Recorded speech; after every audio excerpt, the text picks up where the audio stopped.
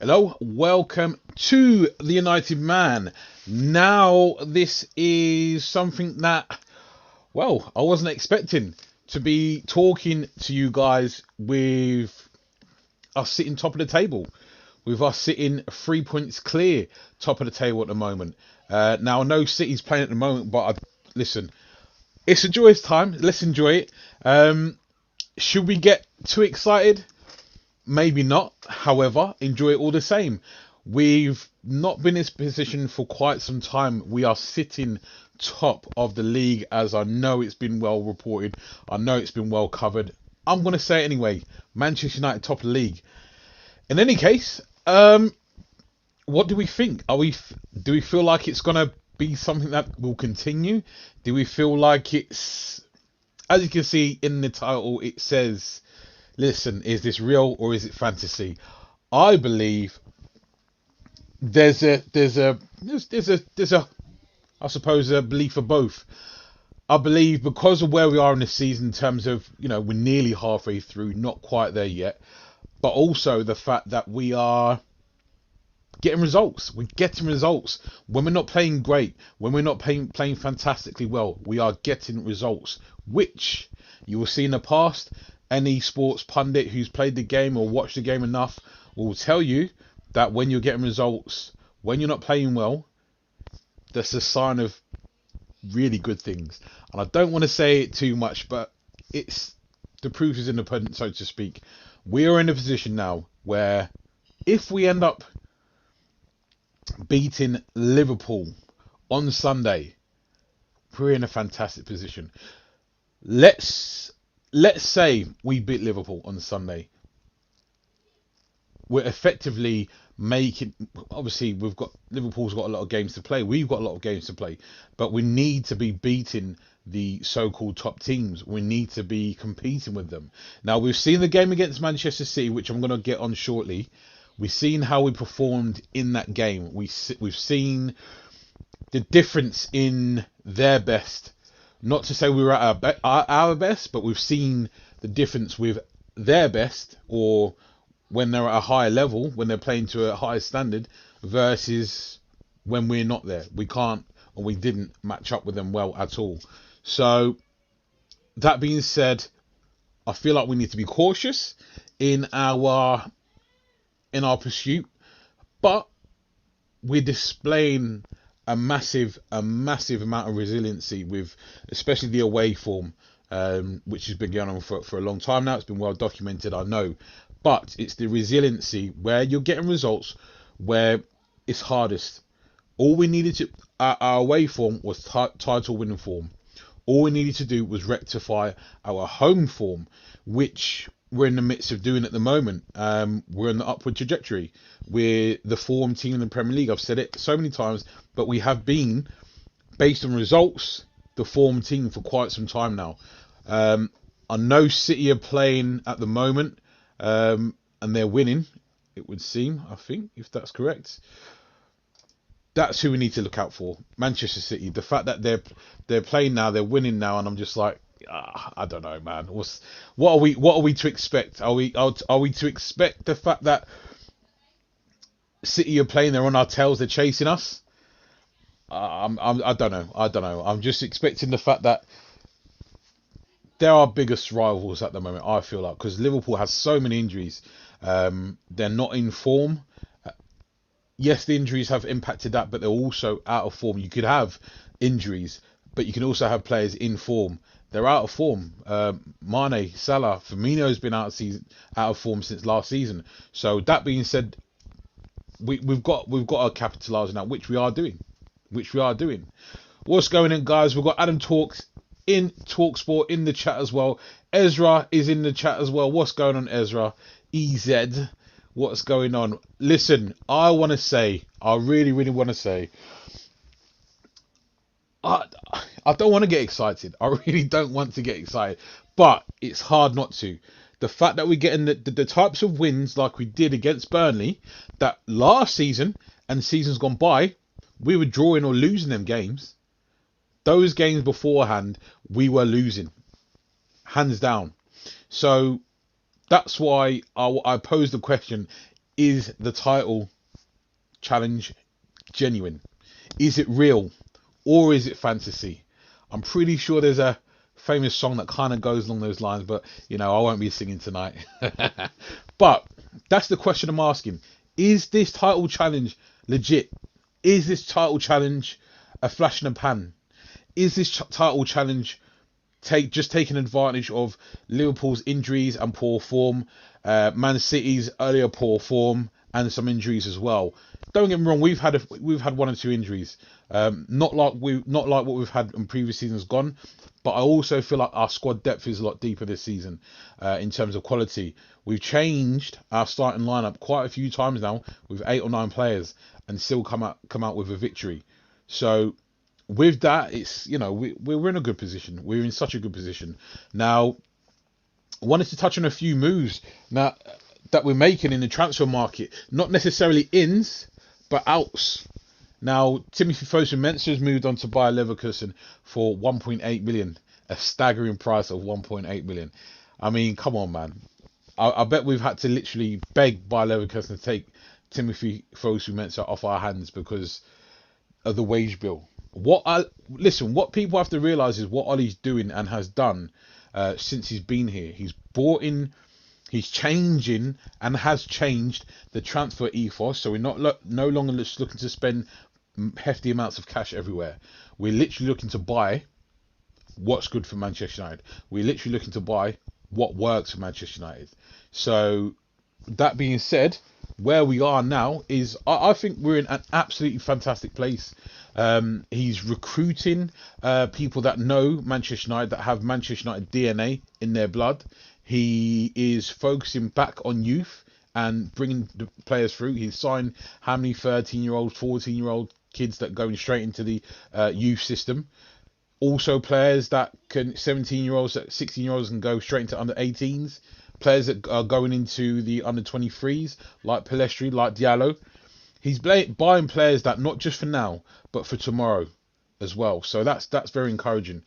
And the fact that Ollie is a student of Manchester United only serves to help the ethos that bring back the ethos to Manchester United. So I'm very, very, very, very pleased with that. But we, as I say, sing it, Shane. Maybe next time, Ezra. Feels strange calling you Ezra. It's EZ. But yeah. I just wanted to touch on some of the transfers that Ollie's done. The ins, some of the good deals, obviously, I've touched on it beforehand, I know. Edison Cavani, free deal, snapped him up on a free contract. Diallo, is obviously a bit of an expense, but that's 25 million with add-ons, which take it up to 36, 37 mil. So I like that because the initial outlay is 25 mil. If we are paying the rest, that's only because he's become fantastic, a world beater of sorts. He, if for example the Ballon d'Or is the one that Man United like to throw in there as a clause, as an add-on, potential add-on. If we win the Champions League as a potential add-on, the Premier League as a potential add-on. So all these amount up to the extra cost, bringing it up to 37 mil.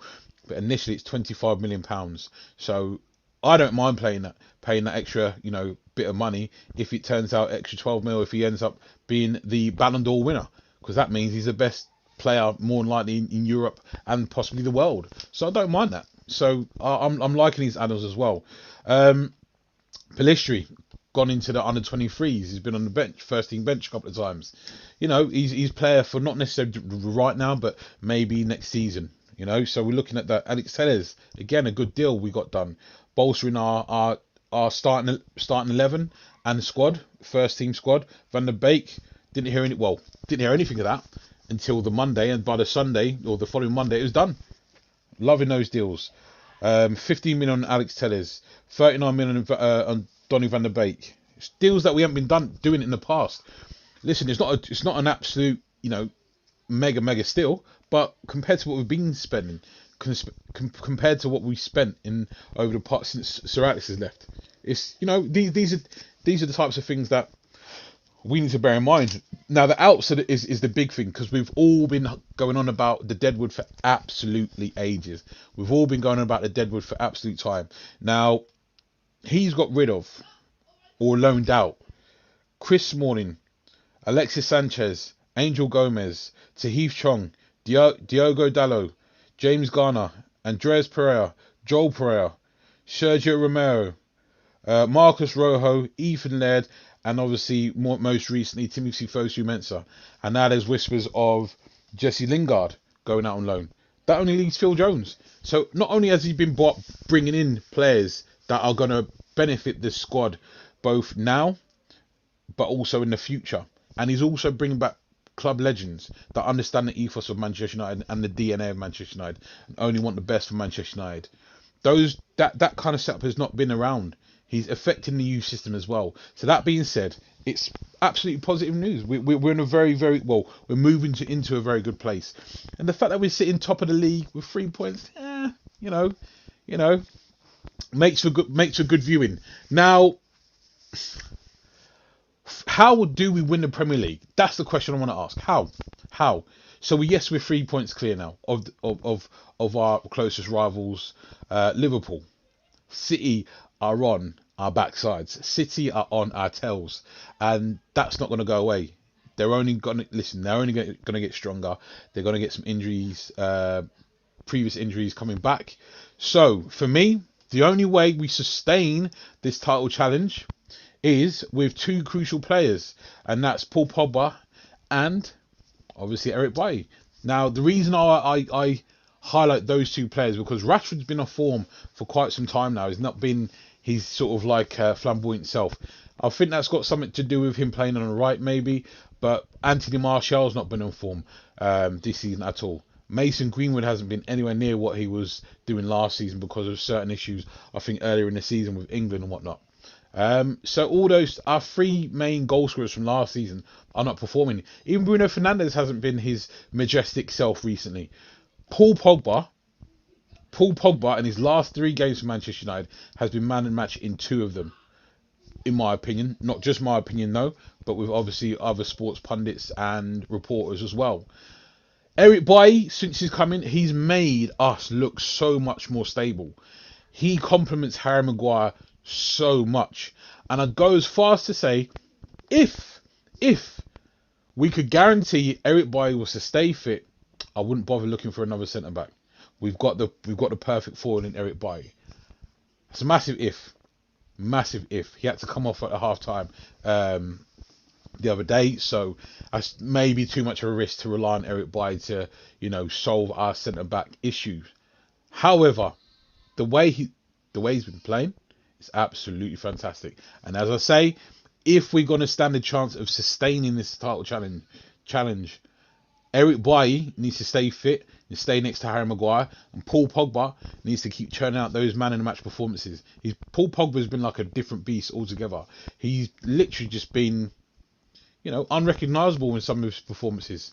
Or some would say that he may be shopping himself. But, it's one of those. Ezra's saying, Eric Bailly as permanent centre-back, or do we keep looking? So we just touched on that as well. So that just shows me and Ezra, we're there, man. We're there.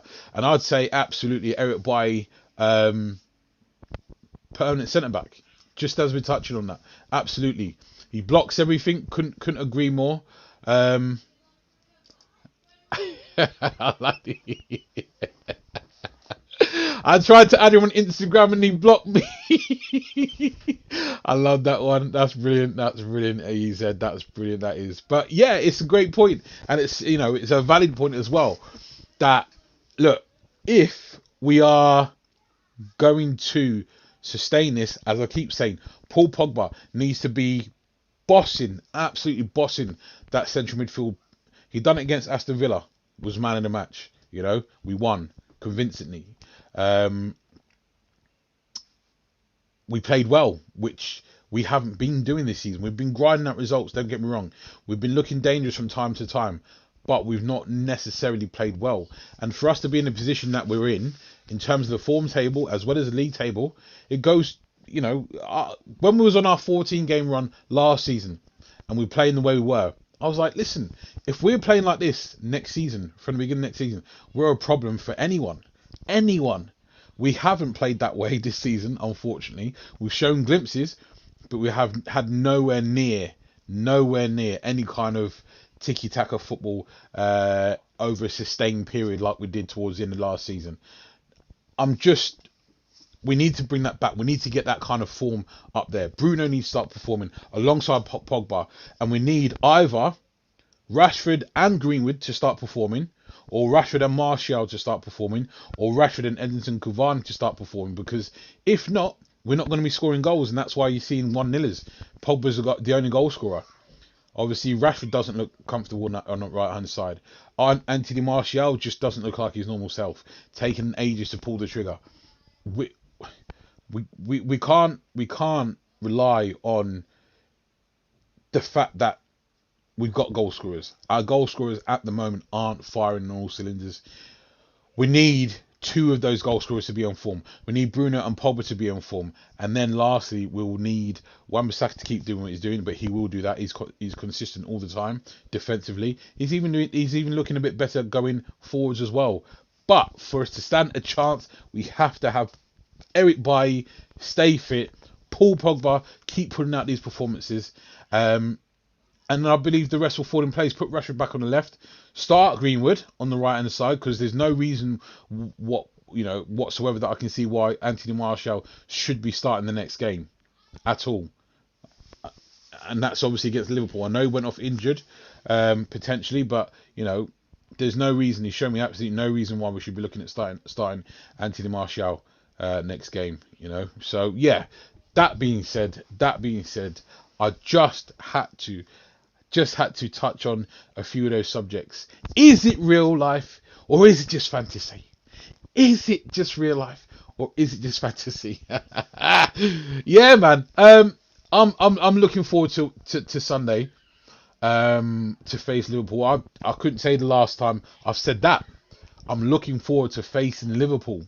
I am. With all their injuries, with their lack of form, I believe it's a fantastic time to play Liverpool. It really is. Let's take advantage. Let's do that. Let's take advantage. Let's hit their weaknesses. Let's do that.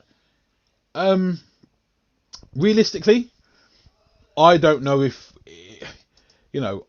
I can see us beating Liverpool this Sunday, but I still think it's going to be a tight affair. I'd love to smash them 5-1, but we don't make life easy for ourselves, so I don't know. I'll reserve my prediction for Friday when I'll be doing a podcast, the Old Rivals podcast with Ainsley and Cam, and I'll reserve my prediction for that game, and we'll be doing a watch along for that game as well. Ladies and gents, thank you very much for joining me again on the Manchester United News Now. I will be back on Friday with, as I said, the Old Rivals podcast. Make sure you stay tuned. I'll also be doing tomorrow, I think I'll be doing something with Flying Pig United, where I've been coined the name Flying Bison.